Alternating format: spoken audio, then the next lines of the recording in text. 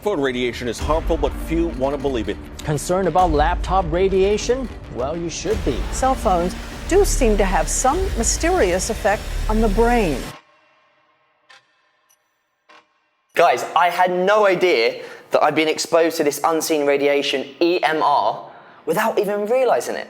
So I've got to find out some more information, and I've got to find somebody who knows what they're talking about. Firstly, thank you for taking time out of your busy schedule to see me today. You're welcome. I'm actually here to ask you some questions about EMR. Sure, let me share you some information. So when we look into electromagnetic radiation, we need to understand there's so many components to it. The first thing we need to see is, of course, the ionizing radiation, which we refer to like nuclear exposure, space exposure, where these kind of ionizing radiation can be dangerous. Even also the usage of like X-ray. And then there's another component which is less harmful, but we cannot rule it out, which is non-ionizing radiation. These come from our phones, laptops, our microwave, and even our Wi-Fi.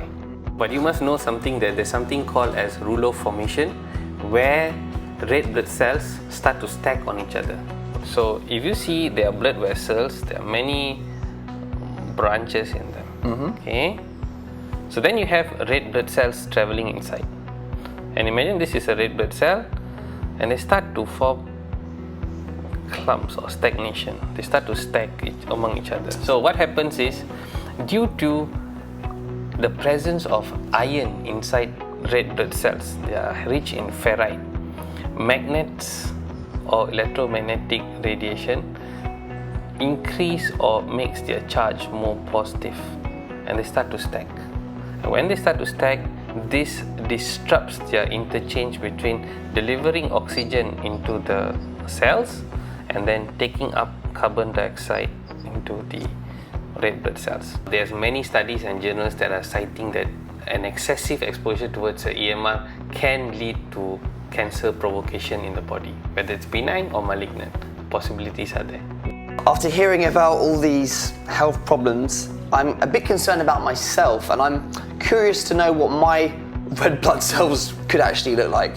Yeah, we have a simple prick test, and we can actually analyze the red blood cells. Okay, let's do that. Let's go. Being always on the phone and my laptop for work and learning about the health effects of EMR is beginning to worry me. So let's find out what my results of my blood test are, as suggested by Dr. Roland.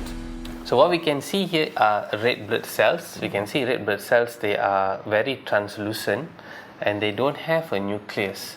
And we can see beautifully the red blood cells moving around in the matrix. So my question to you is, how long since you were away from your phone? I think about 40 minutes maybe. That seems not your kind of reality. Oh no, I'm on my phone all the time. Okay, so what we can do is, you get on your phone for maybe close to about half an hour, holding it, and then we'll check again and see how does the capillary blood look like. It looked like my first blood test result was clean, with no signs of blood clotting or blood clumps. But would just 30 minutes of cell phone usage really do any harm at all to my body? I hope not.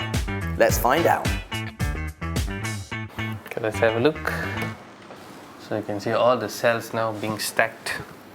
See, all of them are, you cannot see those loose cells. You can see most of the cells now all stacked. Clumped up together, right? Exactly.